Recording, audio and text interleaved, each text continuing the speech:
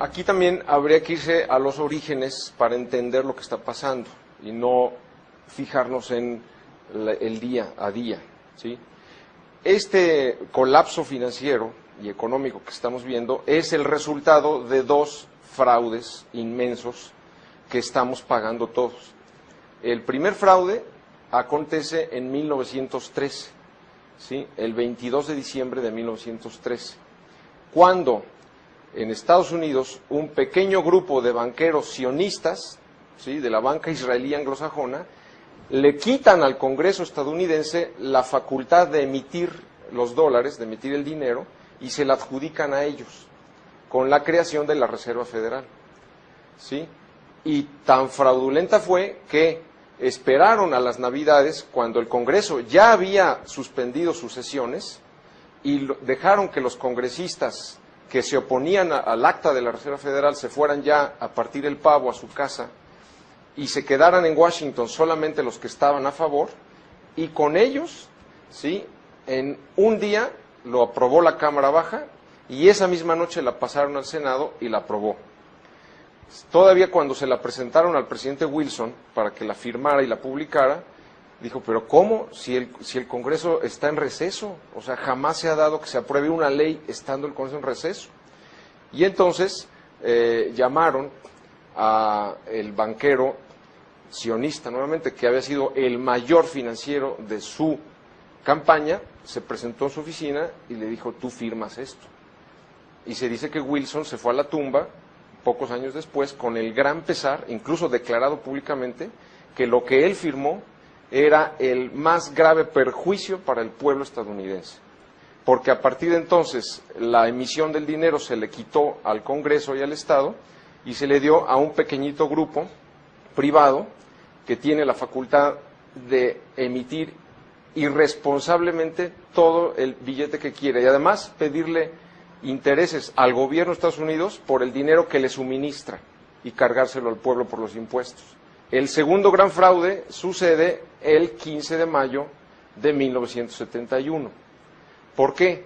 Porque cuando, después de la Segunda Guerra Mundial, se firman los acuerdos de Bretton Woods en 44, y entonces Estados Unidos, como vencedores de la guerra, le imponen al mundo su moneda como reserva, como moneda de reserva, ¿sí? Y entonces, a partir de entonces, para facilitar el comercio internacional, todos los países habrían de tener en sus bancos centrales dólares que a su vez respaldaran la divisa local. Ahora bien, el acuerdo de Bretton Woods establece que los dólares estarían respaldados por oro, a una razón de $35 la onza. Entonces, cualquier país, en cualquier momento, podía a Estados Unidos devolverle sus papelitos verdes, ¿sí?, y por cada 35 de esos papelitos decirle, dame una onza de oro. Y así funcionó de 44 a 71. Ese era realmente un sistema internacional con la limitante que daba el oro, y era un sistema sano. Ahora bien, ¿qué sucede? Que a finales de los 60 los Estados Unidos empiezan a emitir mucho más dinero, dólares, de los que tiene realmente soportados en oro, ¿sí?, para financiar sus gastos bélicos, y entonces el mundo empezó a extraer el oro. Pensemos que cuando termina Bretton Woods, Estados Unidos tiene cerca de 20,000 toneladas de oro. Para el final de los 60 tiene solamente 8,000 toneladas. Tenemos una economía ficción. Entonces, en ese momento, el presidente Nixon, en vez de haber hecho lo que debió haber hecho, es decir, que era devaluar el dólar, simplemente dijo, yo no respeto más los acuerdos de Bretton Woods, yo ya no respaldo mi moneda, háganle como quieran. Y a partir de entonces, el mundo está inundado de papeles y papeles de dólares que no tiene absolutamente sustento, es decir, los papeles o los dígitos de computadora en los saldos bancarios son nada, son eso, dígitos de computadora, nada más. Es decir, no, entonces por eso, si nosotros vemos la explosión que se llama la explosión de dólares en los bancos centrales, digamos, si de 44 a 71 hay una correlación exacta de dólares a oro, ¿sí? Mientras que de 71 al 2009, donde estamos, el oro en las bancas centrales ha crecido el 10% y ahora menos porque lo están vendiendo, y sin embargo la curva de dólares es realmente que estamos ya llegando, se calcula, a los 8 o 9 trillones, o sea, millones de dólares que está circulando, que no son nada. Ese es realmente el origen del problema de lo que está pasando. Ahora bien, con dinero ficticio que se crea sin ningún problema, lo acabamos de ver ahora con los rescates, inyectan 780,000 millones de dólares, 500,000 millones de dólares, porque no cuesta nada, o sea, es dinero, es crédito creado de la nada.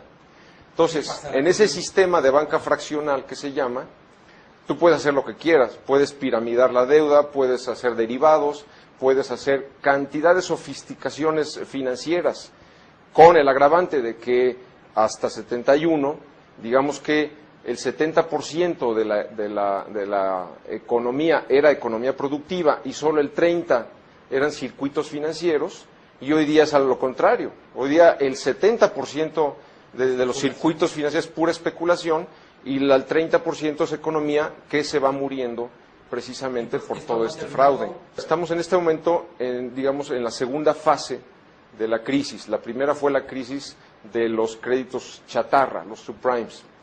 Después se derivó ahí a la crisis del crédito como tal, es decir, de los mercados de dinero, y con la consecuente caída de las bolsas, todo lo que vimos, ¿sí?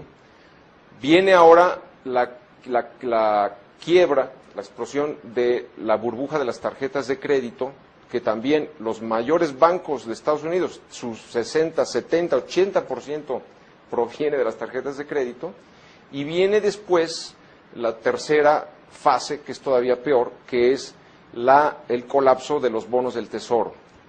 En este momento, ¿qué ha pasado?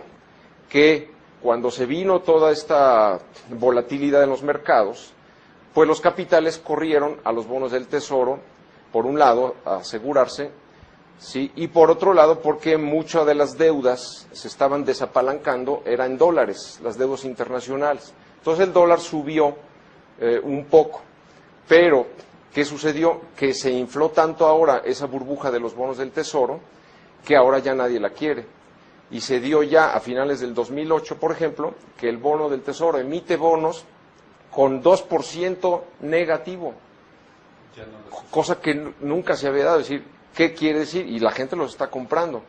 Quiere decir, prefiero que el gobierno de Estados Unidos me garantice que solo voy a perder, ya no ganar, solo perder el 2%, a meterme a la bolsa y perder el 30, 40, 50% como ha sucedido. Ahora bien, eso ha hecho que el déficit de los Estados Unidos crezca de una manera pavorosa. Solamente para el presupuesto actual, que va de septiembre de 2008 a septiembre de 2009, se presupuestaron 2 trillones de dólares de déficit. Entonces, cuando venga el colapso de los bonos del Tesoro, de esta burbuja, vendrá lo que sigue después. Es decir, que los acreedores internacionales le van a, sobre todo India, China, Japón, le van a decir a Estados Unidos, yo ya no te suscribo tu deuda. O sea, además de que estoy perdiendo, estoy yo soportando tu déficit y tu colapso financiero, yo ya no suscribo. Entonces, viene ahí la retirada de la deuda estadounidense, Estados Unidos declarándose en deuda, ¿sí? Y el dólar colapsándose a niveles que ni nos imaginamos. Algunos hablan hasta del 90%.